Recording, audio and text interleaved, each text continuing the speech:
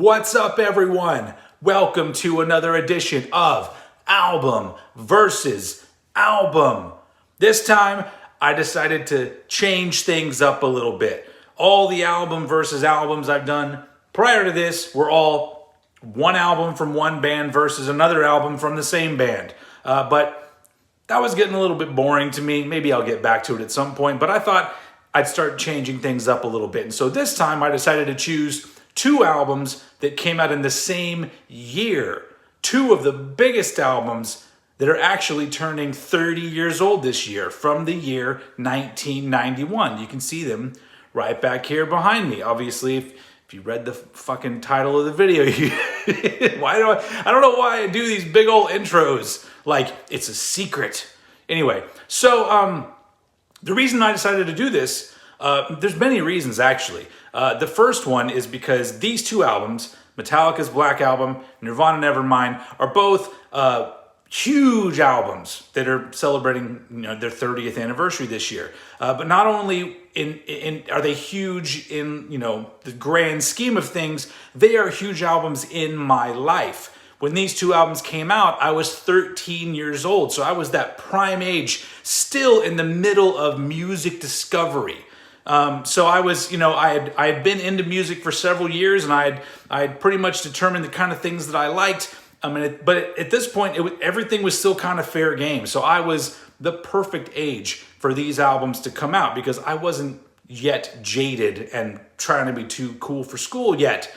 So they're albums that have lived with me since then. Another reason I decided to choose these two albums is because over the past couple years of me being way more involved in the internet, I have determined that not just these two albums, but these two bands bring out the biggest dickheads on the internet. And so I'm like, well, fuck that. Let's finally find out, between these two albums, which one wins. Without further ado, let's just go ahead and jump right into it. First, let's talk about the Black Album, the fifth Metallica album. It's actually called Metallica, but over the years, everyone just refers to it as the Black Album. But look at this. It's like this is literally Spinal Tap. This copy where can you see anything down there? You kind of can.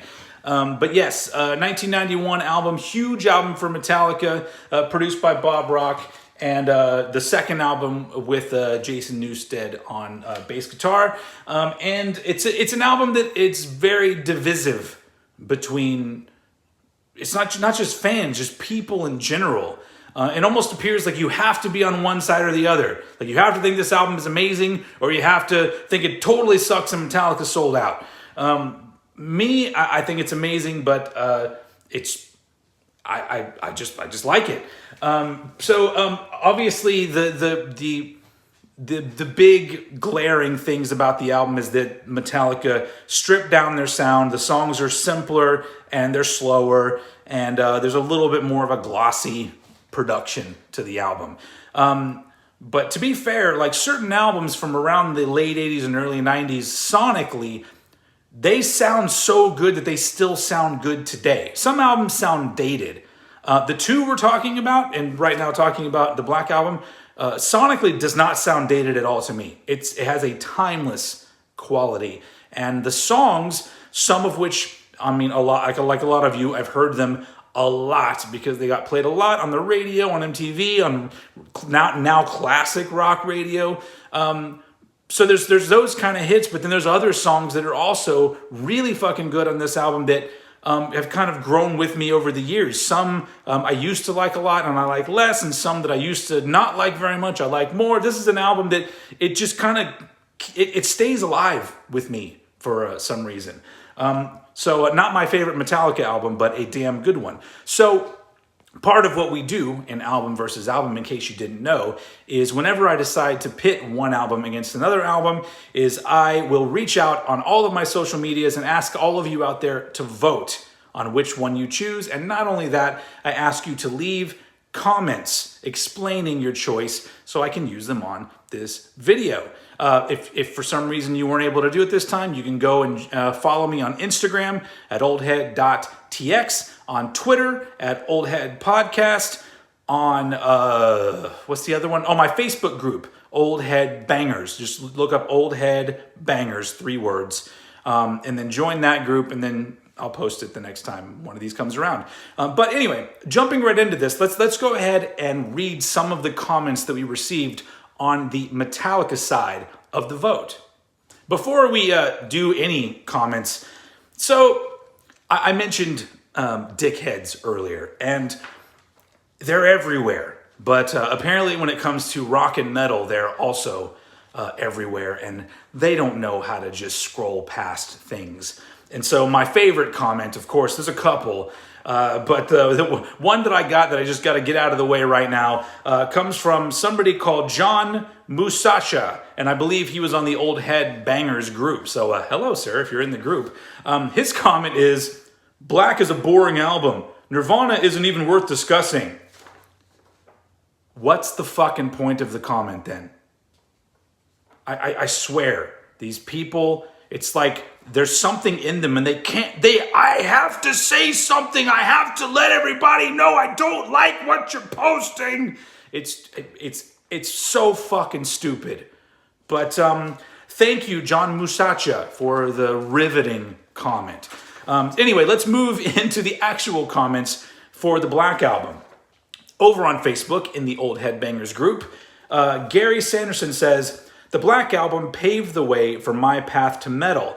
I dabbled in Maiden, Europe, and Alice Cooper, but when I heard the riff to Enter Sandman, followed by Sad But True, that was it. I was a total metal fan from then on. One of the big things about this particular album is it did get some people into metal. Obviously we're not all old, and we weren't all already into metal, so this album was a gateway for some people. I was already into a little bit of metal, so I was kind of on my way. So it didn't get me into the genre, but it definitely, kept me down the fucking road. So a real important thing about the Black Album.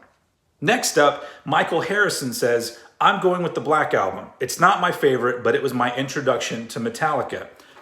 Another important thing, a lot of people weren't into Metallica before the Black Album came out, and it introduced this whole new, they had 5 albums at that point. So that was kind of my story. I had already heard Metallica through And Justice for All and the Garage Days Revisited EP, but I wasn't really into it yet. This is the album that made me a Metallica fan and made me go back and become really into all of those first 4 records. So this is also a very important album for that, because it led me to the albums that I like more than this album.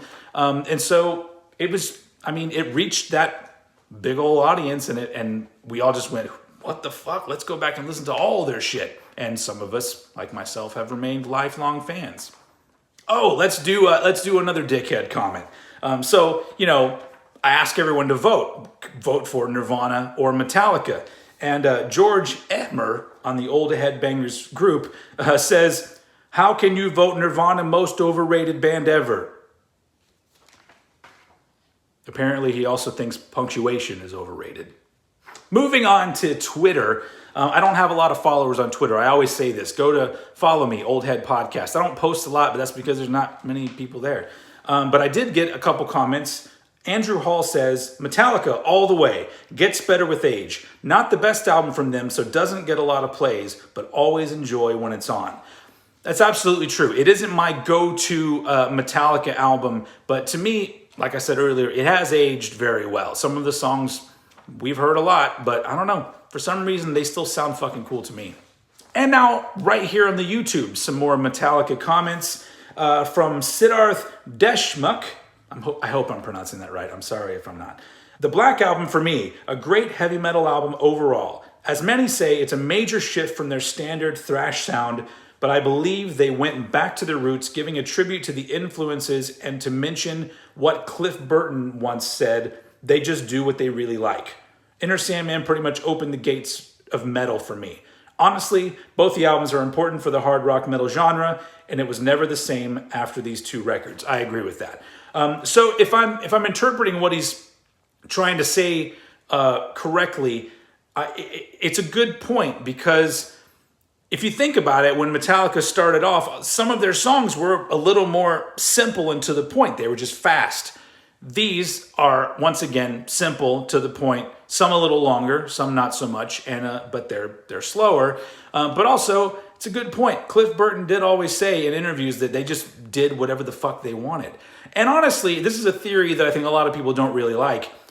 My theory is that if Cliff Burton had lived, the Black Album would have happened one album earlier. Maybe not the exact same Black Album, but if you read anything about Cliff Burton, he was the one that was into the different music. He was the one that was into the poppier stuff and the more sort of the Southern rock and the punk and all of that stuff. You know, the other guys were too, but he seemed like the dude that had the most rounded musical view. So I almost feel like if he had influence over them, they probably would have gone down a different path even quicker. I know it's not the cool thing to think, but it's just my theory. Okay, last but not least for Metallica comments on here on YouTube, General Hargreaves says, not only is there no bad song on the Black Album, but there is no not great song on the Black Album. Furthermore, not only are there loads of great singles, but it also includes some of the band's most boundary-pushing material ever, like the Arabic-infused Wherever I May Roam, or the weird and melancholy My Friend of Misery. Also, it has the best drum sound ever put to record ever. I mean, that was 2 evers, so he clearly means it. And he actually commented again, ever. So, I mean, he means it. And honestly, that's very true. Like, so many people are quick to jump on this album for being like a sellout album. Let me talk about that first. First off, all sorts of bands have changed and altered their sound a little bit to broaden their scope and broaden their audience. And guess what happens most of the time when bands do that? It's not successful. So Metallica took a chance with doing this, and there was no guarantee that it would work out. I know right now everyone has a very a hindsight kind of view on things where it's like, oh, of course it was going to be successful, make the millions of dollars. That's why they did it, because they're money hungry. And I'm like, okay, whether or not they were money hungry, maybe they were. I don't fucking know. I wasn't there. But there was no guarantee. It could have fallen completely flat, could have destroyed their fan base, and then they would have gone back to square one or broken up, or who knows what the fuck would have happened. But there was no guarantee that this was going to be as big an album as it is, where it fucking sells, it's like still like 1,000 copies every week, 30 years later, some shit like that. It's crazy. Anyway, what else did he say on here? Yeah, also they do try a lot of different things within these songs. At first, maybe they don't pop out right away, but they're all there. It's all these little things. If you go back and listen, there's chances that they're taking in all of these songs. And really, if you compare it to like straightforward, radio ready rock and roll from today, this shit sounds experimental by comparison. All right, next up, Nevermind, the second full-length album from Nirvana, and a motherfucker of an album, because not only was it huge for Nirvana, but it also was a game changer for the for music in general, the music industry, the trends of music. I mean, there was already like an alternative rock thing kind of happening, and they just fucking blew that fucker out of the sky.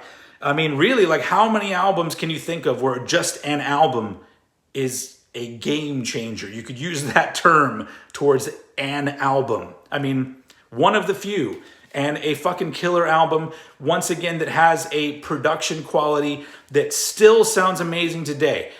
A lot of people, like, especially back in the day, they would say things about these albums and say, oh, they're overproduced. And I'm all like, I mean, now that we're in 2021, you still think so? No. There's some studio trickery. They make things sound better and bigger, but I have no problem with that. That's part of the art form of album making. If I wanted to hear what they sounded like live, I'd go see them live, or they put out a live album. Anyway, this album is very, very important to me. I'll get into that as we go on with the conversation, because I got some comments to read for Nevermind as well. Let's get to it. All right, so over on Facebook, on the Old Head Bangers Facebook group, Mike Kennedy says, Nevermind had hair on its balls. The Black Album was a eunuch. Apparently, testicles are very important when it comes to choosing an album. And then Mario Catania says, I picked Nirvana. Not a fan of them, but I cannot deny the fact they launched an entire genre on the scene. They did not kill metal. The metal I listened to, as well as probably most of you listen to, was always more of an underground thing. That's a good point. I guess you could say that grunge killed off the hair metal scene, but that, I've said this a lot, I think, in other things I've made. That scene kind of killed itself off, and it was already on the way out by the time this album came out. This was just the last nail in the coffin. But when it comes to metal, like, a lot of bands were already moving either more progressive and less aggressive, or they were stripping things down in some other way. And so I really do think that with or without Nirvana, metal would have had a turn in the 90s anyway. So blaming it on this album is kind of short-sighted. But, to be honest, it didn't stop me from listening to metal. Like I said, I was 13 years old at the time when both of these albums came out, and I loved both of these equally. I would say I loved this one a bit more. But I listened to them both a fucking lot. And I didn't care that one was metal and one was grunge. Although to me, this is more like heavy alternative rock. The grunge, that's a different discussion. But I didn't care. And like I said, it was because I was 13. I was still open and having my musical discovery. And I wasn't hanging out with a bunch of people that were all like, you can't like that for whatever reason. And so it didn't matter. I kept listening to metal bands. I kept listening to alternative rock and grunge and and hip hop. Shit, I was into all of it. I didn't fucking care. So anyway, moving on to the next comment. Thank you, Mario. Paul Lanford says, it's got to be Nevermind for me, made me pick up the guitar. Boom. Exactly. I absolutely agree. That is my story as well. Before Nevermind came out, I never thought of starting a band. Nevermind was the album that made me go, holy shit, this is some great music, and it doesn't seem like I have to be a virtuoso to make something this powerful. And so a few years later, I got a guitar and started my first band shortly after that. And so this album's very important for me because, not only that, but when I learned to play guitar, sure, I learned some tracks off this, but I learned a lot off that. And also my songwriting, when I was learning to write songs, I basically took little bits of what Kurt Cobain did and kind of did my own thing and then learned my way from there. He was kind of like a stepping stone for me. So I'm totally with Paul on this. All right, next up, we got Patrick Hanna, who says, I'm going with Nevermind. A lot of people would consider that Nirvana's best album. I've never heard anyone say the Black Album is Metallica's best, even those who love it. That's a good point. I think some people think the Black Album is their best, but you hear a lot more love for Nevermind from Nirvana fans than you do Black Album from Metallica fans. So I totally get that. All right, moving over to Twitter. Uncle Didi says, I picked Nevermind because I listened to it a lot more often than the Black Album back in '91. I was discovering alternative and grunge, and it just seemed fresher to my ears. I don't think I really gave the Black Album a fair shake. You and a lot of people. But yeah, I would say that at the time, and even now, Nevermind sounds fresher. It still sounds, it still sounds like a very important album even today to me. All right, moving over to YouTube, Jimmy Page says, Nevermind for me. Both albums were game-changing. The Black Album was the introduction to metal for many, including me. But in my case, as I went on with my metal journey, I started to become more and more disillusioned with it, and I still love the hell out of it. Nevermind, on the other hand, has a magic to it that's unbreakable. It probably contributes to this that we didn't get as many more releases from Nirvana as from Metallica. We really have to appreciate the few. Anyway, both are bangers, but I'd vote for Nevermind 20 times more. I can't argue with that. All right, JC Rock and Metal Reviews says, Nevermind for me. Back in 1991, I was only listening to metal bands, but this is the album that caused me to explore different styles of music. After that album, I was mostly listening to alternative and grunge bands. This is a solid album, start to finish. I've heard that from a lot of people too, where Nirvana was a band that opened up people's horizons to different kinds of shit, getting them into punk and things like that. So it's a good point. All right, last but not least, the last comment from YouTube from Mr. Atomic Dawn. Back in 1991, I would definitely go with Nevermind. That album changed the entire music industry. Bam, like that alone, mic drop. What else are you gonna say? Nirvana, Nevermind, an absolute classic. But only one of these can be the winner. Let's find out. All right, it's time for the totals. So over on the Facebook group, the Black Album wins with 78% of the vote. That's 80 votes for the Black Album and 23 votes for Nevermind. Over on Instagram, the Black Album wins again with 71% of the vote. That's 115 votes for the Black Album and 48 votes for Nevermind. Scooting over to Twitter, the little Twitter world over there, Metallica also wins. This was one where it actually looked like Nevermind might take it for a little bit, but Metallica pulled ahead. The Black Album wins with 59% of the vote. That's 13 votes for the Black Album and 9 votes for Nevermind. Right here on the YouTubes, there you go. The Black Album wins it with 72% of the vote. That's 130 votes for the Black Album and only 50 for Nevermind. So what's my vote? My vote is going to have to be for Nevermind, which is weird because Metallica is my favorite band of all time, and I love everything they've done. But as I explained, this album is so important in my life, and it's also lasted this long and still fills me with the same kind of excitement that I had when I first heard it. So my vote's going to go for Nevermind. Not that it matters, doesn't help its cause at all. It brings our total to 338 votes for the Black Album and 131 votes for Nevermind. So there you go.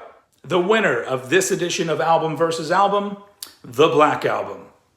There you go. What more can you say? Album's been talked to death, mostly by dickheads talking shit. But whatever.